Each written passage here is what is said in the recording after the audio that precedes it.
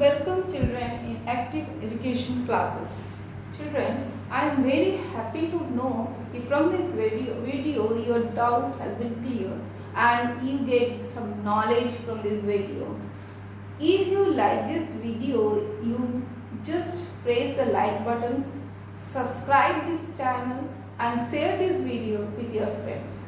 I know number of things has been clear from this video, so please you try to clear the other students, other friends by this video. Clear those doubts they have, they can clear by this video. So please share and like this channel. Now come, our today's topic is type of bases. You know base. What is base? The metallic oxide or metallic hydroxides are known as base. So there are, like acid, there are two types of bases. One is strong base and other is weak base. According to the dissociation of base in water, dissociation means break down the molecules in water. These bases are two types, strong base and weak base. Strong base means those bases which can completely dissociate in water are known as strong base. So what are strong bases? Those bases which can completely dissociate in water.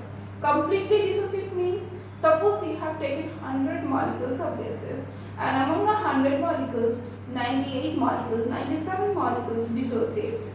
Then this type of bases are known as strong bases, where they will dissociate in water. Remember, not in other solvent. This cannot be dissociated in other solvent. This always dissociates in water. Those bases which can completely dissociate in water are known as strong base. For example, sodium hydroxide. What is the formula of sodium hydroxide? I leave this place because you will say what is the formula of sodium hydroxide, NaOH. What is the formula of potassium hydroxide? KOH. Next, what is the formula of calcium hydroxide? Yes, children, the formula of calcium hydroxide is COOH whole 2. And what is the formula of magnesium hydroxide? It is very simple, milk of magnesia. And these we are using generally for indigestion, that means as an antacid. And that formula is MgOH whole 2. Remember this magnesium hydroxide we are using as antacid. Okay, and this is also known as milk of magnesia. What is the name of this sodium hydroxide? It is caustic soda. And this potassium hydroxide, caustic potash. And what is the name of this calcium hydroxide? Lime water or slack lime. This milk of magnesia, what is the common name? This is the common name of magnesium hydroxide. And it is very important for our life, and for as an antacid we are generally using milk of magnesia. That means magnesium hydroxide. So how will you identify these bases are strong base, these are weak base? So for notes I have written here, reactive metallic oxides are strong base. Those hydroxide be made by reactive metals like sodium, potassium, calcium, magnesium. These all metallic hydroxides are strong bases. Now come in weak bases. Just is opposite. Those bases which partially dissociate in water, these are known as weak bases. Those bases which partially dissociate in water, these are known as weak bases. For example, copper hydroxide. Can you say, children, what is the formula of copper hydroxide? Yes, very good. CuOH whole 2. Ammonium hydroxide. What is the formula of ammonium hydroxide? NH4OH. Okay, these hydroxides are weak bases. So what are weak bases? Those bases which partially dissociate. What is the meaning of partially dissociate? Means suppose you have taken 100 molecules and among these molecules only 20 or 25 molecules dissociates in water. These are known as partially dissociates. Okay, for example, copper hydroxide, ammonium hydroxide, these are very weak bases.